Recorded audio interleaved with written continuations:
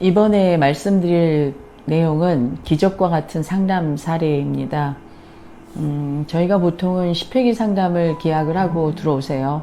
제가 이 케이스는 잊을 수가 없습니다. 제가 어디 갔다가 운전하고 오는 길이었어요. 어느 터널을 지날 때인데 어머님 전화를 받았습니다. 울면서 시작하셨어요.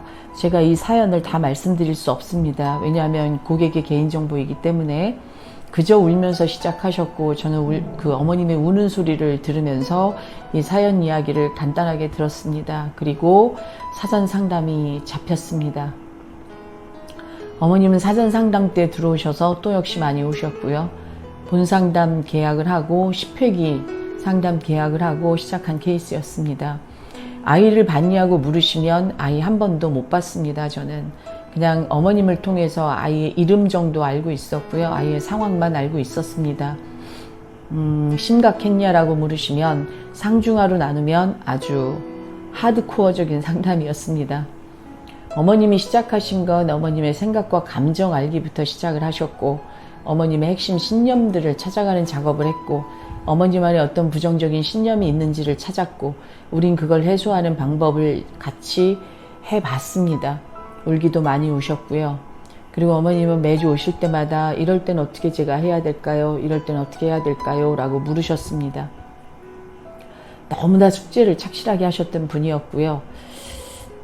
일반적으로 저에게 오시는 모든 케이스와 비슷합니다. 아이는 등교 거부 중이었고요. 자퇴하겠다고 하는 상황이었고요. 물론 많은 품행장애적인 측면도 보였던 친구입니다. 자, 7회기 코칭이 끝났습니다. 저희는 7회기 만에 이 상담 종료했습니다. 1차 종료. 그리고 어머님과 웃으면서 박수치면서 네, 이제 끝났습니다. 어머님 축하드립니다. 이러고 끝났습니다.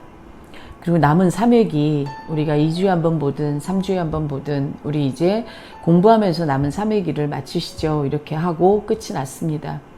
이때 어머님이 일어나시면서 얘기하셨던 게, 역시 그 개통령인 강영욱 씨가 개의 문제는 보호자의 문제라고 얘기를 하고, 굉장히 유명한 정신과 의사가 TV에 나와서 아이들의 문제, 금쪽이들의 문제들은 부모 문제다라고 이야기를 하는데, 박사님 역시 맞았어요. 이게 제 문제였네요. 이렇게 얘기하셨어요. 그래서 제가 일어나시는 어머님을 아니 앉아보세요. 그리고 앉으셨어요. 문제가 아닙니다. 내 문제야. 내 문제라서 우리 아이가 이렇게 잘못된 거야. 이렇게 생각하시면 어머님은 또다시 아이의 문제를 만나게 되실 겁니다. 문제가 아니고요. 어머님이 아프셨던 겁니다.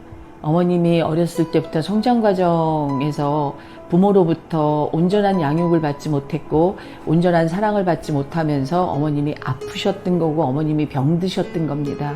그런데 우리 40대 50대가 나 자신을 치유할 시간도 없었고 나 자신을 돌아볼 여유도 없어서 내가 얼마나 마음이 병들었는지도 모르는 채로 아이를 양육했습니다.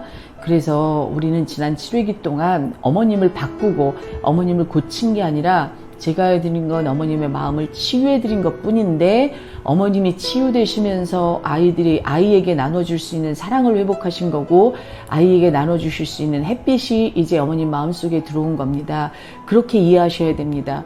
내가 문제였어 이런 프레임으로 가지고 가시면 결국 난 또 문제를 일으킬 거야, 우리 아이는 또 문제거리야, 이렇게 되십니다. 이러시지 마세요. 그랬더니 웃으시면서 네 알겠습니다 이러고 일어나셨어요. 그런데 저한테 이렇게 얘기하셨죠. 박사님, 우리 아이가 되게 유명한 선생님한테 2년 동안 상담받았는데 내가 거길 2년 다녔는데, 이렇게 막 그 투정어린 말씀을 하셨어요. 2년 다녔는데 왜 안 됐냐 하면, 그 선생님이 무능해서도 아니고 그 선생님이 이상한 사람이어서도 아니고 이 선생님이 아이의 문제라고 생각하고 아이만 보셨기 때문이다. 그런데 난 아이를 한 번도 본 적이 없죠. 난 이게 어머님의 아픈 마음 때문이라고 본 것 뿐이다. 그래서 더 유능하다 무능하다 이런 문제가 아니다. 다만 어떻게 바라보느냐의 관점이 달랐을 뿐인 거고 치료적인 접근이 달랐을 뿐이다. 내가 확신하는 건 어머님의 아픈 마음이 치유되면 아이는 반드시 치유된다라는 겁니다. 이렇게 말씀드렸어요. 자, 그리고 나서 무슨 일이 있을까요? 자잘한 문제들을 겪고 계십니다. 여전히 카톡은 들어오고 있고요. 그런데 많이 달라진 거, 이제 아이의 어떤 변화 앞에서 어머님은 흔들리지 않으십니다.